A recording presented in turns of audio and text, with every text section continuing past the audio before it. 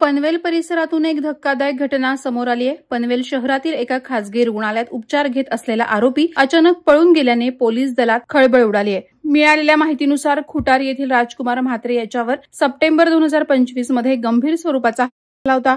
या प्रकरणात अनिकेत म्हात्रे आणि राजकुमार म्हात्रे या दोघांवरही तळोजा पोलीस ठाण्यात परस्पर विरोधी गुन्हा दाखल करण्यात आला होता।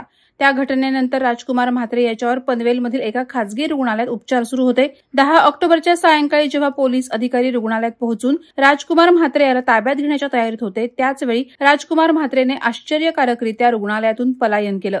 या घटनेमुळे एकच खळबळ उडाली असून सुरक्षेच्या दृष्टीने अनेक प्रश्न उपस्थित झालेत।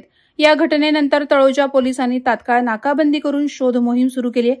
आरोपीचा शोध घेण्यासाठी विशेष पथक नेमण्यात आलं असून सीसीटीव्ही फुटेज तपासलं जात आहे।